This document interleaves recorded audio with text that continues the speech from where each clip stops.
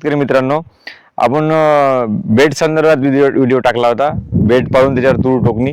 पण काही शेतकऱ्याचं असं मला फोन आला की आमच्याकडे बेड शक्य होत नाही, उतारपाटगी जमीन आहे, त्याच्यामुळे तुम्ही प्लेन पेरणी कोण्याच पद्धतीनं करायची आणि आम्हाला त्या बेड प्रमाणेच फायदा झाला पाहिजे. बेड एवढीच तूर आम्हाला त्या तुरीतून उत्पादन भेटलं पाहिजे. म्हटलं ठीक आहे, सांगण्याचा आपण प्रयत्न करणार आहोत. त्याच पद्धतीनं 7 पाण्याची जी आपली 7 काकराची जी पेरणी आहे 18 इंच सवाची, जास्तीत जास्त आमची इथं 18च राहते.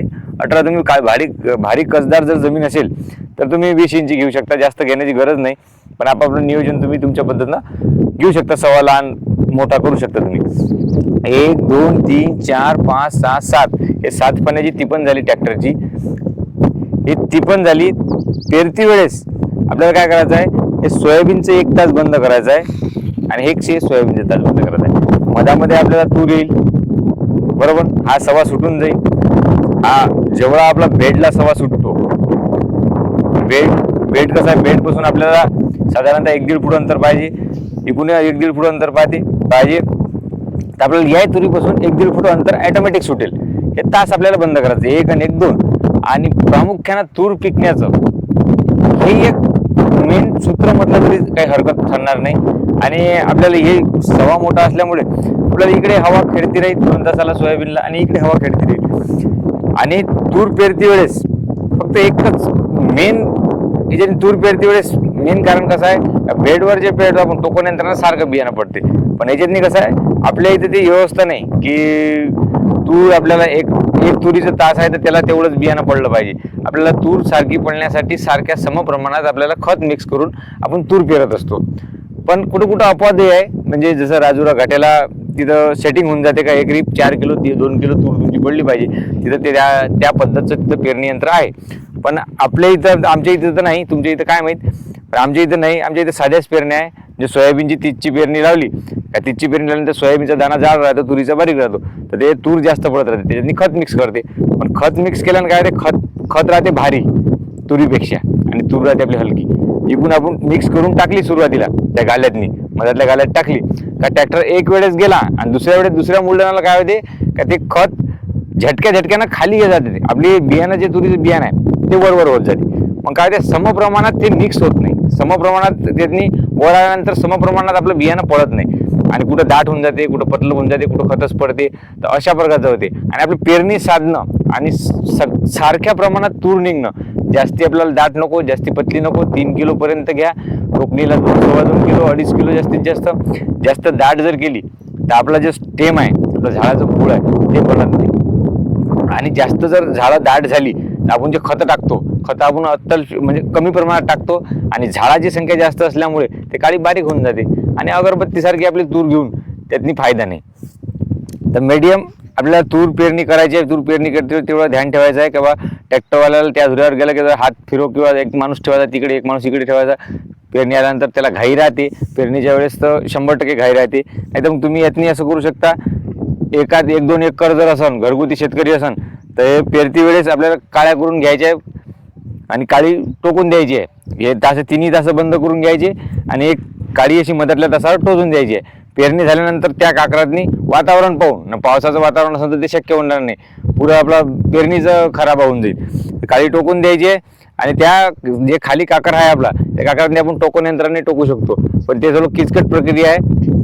तर आपल्याला हे पेरणीचं आपल्याला नियोजन, प्लेन पेरणीचं आपल्याला लक्षात आलं असेल. आपल्याला 1-1 तास बंद करायचा आहे. मधातली पेरणी योग्य झाली पाहिजे, ते काळजी घ्यायची आहे. आता याच्या संदर्भात मागच्या व्हिडिओ सांगितलंच मी कशासाठी आपल्याला अंतर पाहिजे, छाटणी आणि ड्रिंचिंग खतं देण्यासाठी. आणि आता याच्यातनी साधारणतः आपलं तणनाशक होऊन जाते 15 ते 20च्या दरम्यान.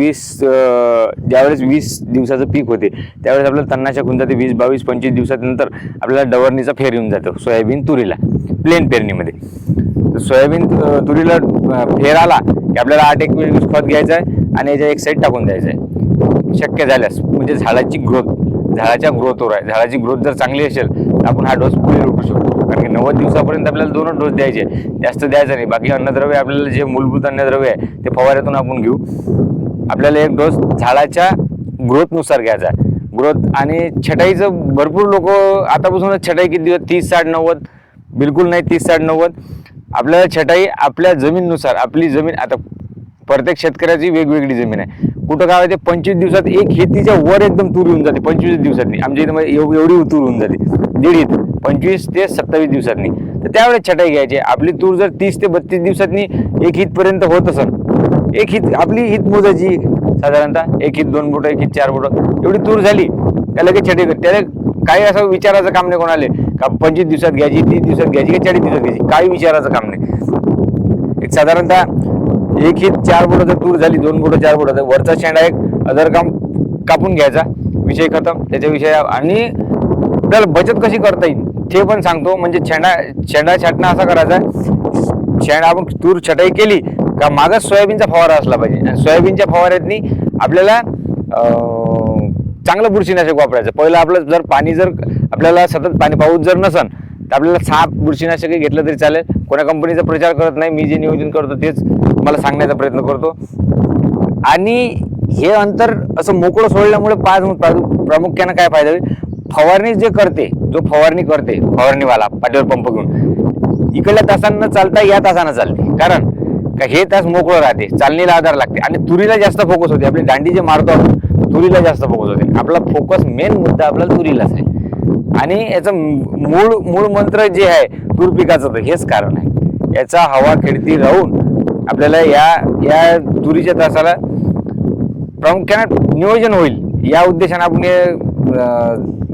सवा सोडलेला आहे. आणि सवा सोडल्याशिवाय हे फेरबदल केल्याशिवाय तुम्हाला तुरीला उत्पादन होणार नाही. पण मागच्या व्हिडिओत सांगितलं आपण कुठं चुकतो, काय चुकतो. आणि आता हे झालं आणि आपल्याला छाटणी झाली, तुमची सोयाबीनचं फवारणी झाली. मग इथे डवऱ्याचं काम.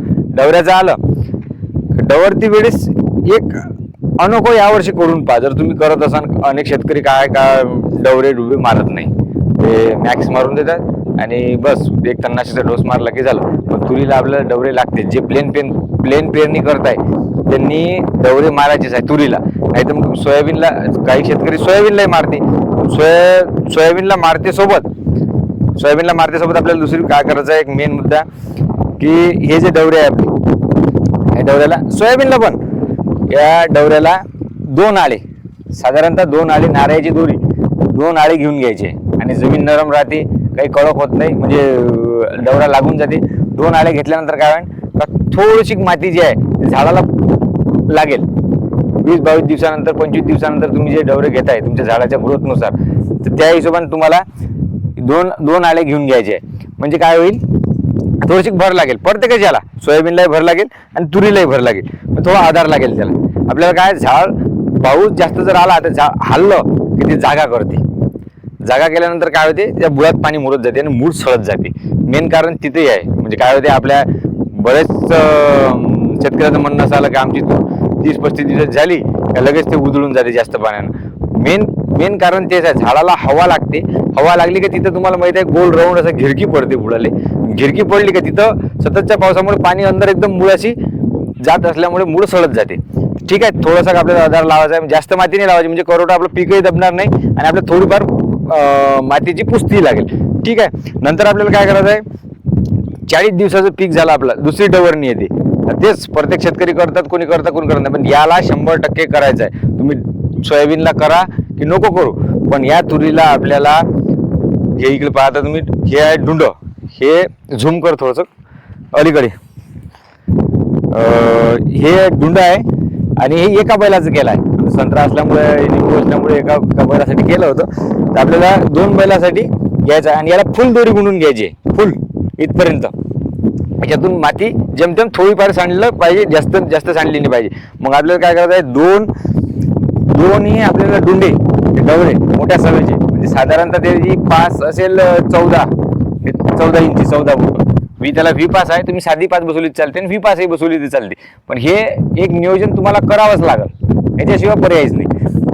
याच्यातनी एका जोडीवर 2च डवरे घ्यायचे, 2च ते डुंडे घ्यायचे आणि दाबून एक गोटा बांधून बिलकुल चालू द्यायचे. चालल्यामुळे काय होते का पूर्ण भरी लागेल आणि थोडंसं एक कासनी व्हायचं आहे. म्हणजे सोयाबीनला जास्त भर नाही लागेल. आपल्याला भर फोकस करायचा याला. जशी गाडी चालवते 4 व्हीलर, तर त्याला ते समजते. तसं डवरा चालणाऱ्या शेतकऱ्याला खरं ते समजतेच का एक साईड माती धावली पाहिजे. या हिशोबाने आपण तुरीला भर देऊन द्यायचे. तुरीला भर दिल्यानंतर काय होईल, की झाड गिरटी मारणार नाही, आणि गिरटी मारली नाही आपल्याला बेड पडेल, आणि बेड पडल्यानंतर काय होईल का पाणी जर जास्त आलं तर पाणी त्या दांड पडते इकडला आणि इकडला, त्या दांडातून वाहून जाईल, आणि जे बेड आहे ते बेडला ओलावा जर पाणी जर थोडं लेट झालं तर ओलावा आपल्याला धरून ठेवेल, ते पिकाला आपल्याला काम पडेल, दोन्ही फायदा होते. आणि नंतर आपल्याला जर खत आपण पहिल्या डवरणीच्या वेळेस खत जर आपण टाकलं नसेल किंवा आपल्या झाडाची ग्रोथ जर चांगली असेल, ग्रोथ चांगली नसेल तर आपण अटॅक घेऊ शकता. नंतर मग दुसरा डोस घेऊ आपण. तोच डोस 40-45 दिवसांना आपण 35 ते 30 दिवसांना 30-35-40 दिवसांना आपण तो डोस इथेही घेऊ शकतो. फक्त डोस दबला पाहिजे. माती जर झाला तर 100% चान्सेस आहे खत आपल्या झाडाला मिळेल. आणि आपल्या ट्रायकोडर्मासाठी मल्टिप्लायसाठी आपण सांगितलंच आहे का गुळ गोमूत्र, गुळ तर आपल्याला टायमावर घेता येईल, पण गोमूत्र देशी गाईचं गोमूत्र, देशी गाई आता विलुप्त होत चालल्या आहे नाही जास्त, पण जर शक्य असल्यास देशी गाईचं गोमूत्र एका एकरासाठी आपल्याला साधारणतः 2 लिटर ठेवायचं आहे. 2 वेळा ड्रिंचिंग जे करत असेल ते, आणि 12 गवऱ्याला ह्युमिक ॲसिड आणायची काम नाही पडणार, त्यांनीच आपण मल्टिप्लाय करू शकू. आणि जर गवऱ्या जर भेटत नसेल तर आपल्याला रानगवऱ्या चालेल. रानगवऱ्या भेटत नसेल तर आपल्याला गोशाळेमधून गोमूत्र विकत भेटेल आणि गवऱ्या विकत भेटेल एकदम कमी पैशातनी.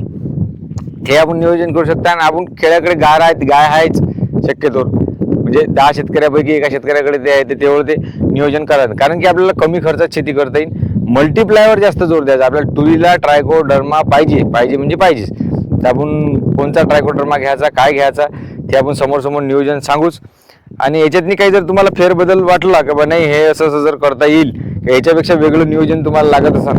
आणि भरपूर शेतकरी मला SRT बद्दल विचारतात. SRT बद्दल मला माहीत नाही, कारण की SRTचं नियोजन मी पाहिलं का ते राऊंडअपवर जास्त जोर आहे त्याचा, आणि आमच्या वडिलांना राऊंडअप जमत नाही. राऊंडअपमुळे माझा 5 एकर बगीचा थोडा खराब झाला, त्याच्यामुळे राऊंडअपच्या भागा आम्ही लागत नाही.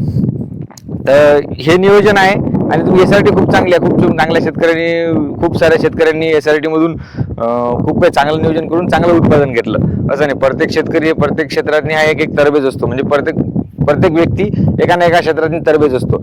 त्या हिशोबाने तो विषय आहे. पुढचा व्हिडिओ आपण ड्रीपच्या शेतकऱ्यांसाठी देऊ, कारण ड्रीपवाल्याचे भरपूर फोन आले. ड्रीपचं कसं आहे की तुम्ही ड्रीपचं नियोजन करताना आपण एक डोक्यात विचार ठेवून, म्हणजे आपलं कॅल्क्युलेशनचा विचार ठेवून, मेंटेनन्सचा विचार ठेवून ड्रीप टाकायला पाहिजे. ड्रीप आपली नॉन ISI, आपण ISIचा विचार नाही करताय.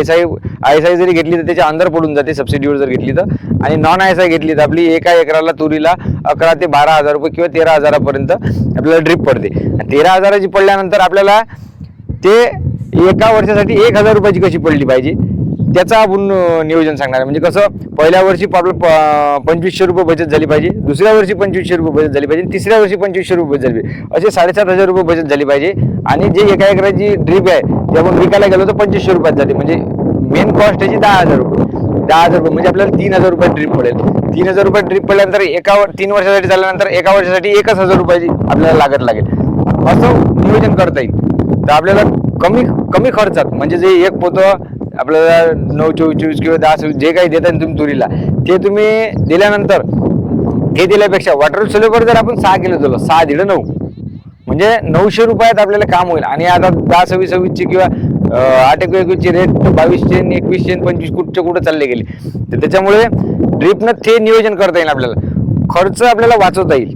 मेन काय खर्च वाचवता, आणि मेन अन्नद्रव्य, प्रॉपर अन्नद्रव्य त्याला मिळालेच पाहिजे झाडाला. ड्रीपमधून एक बूंद जरी खताचा गेला तर 100% त्या झाडाला भेटला पाहिजे. त्या पद्धतीने आपण नियोजन सांगू पुढचं. आणि ज्याला ड्रीप भविष्यात करायची असेल त्यांनी तो व्हिडिओ पहा. ठीक आहे, धन्यवाद. आणि इतर काही प्रश्न असले तर कमेंट करून सांगा. नमस्कार.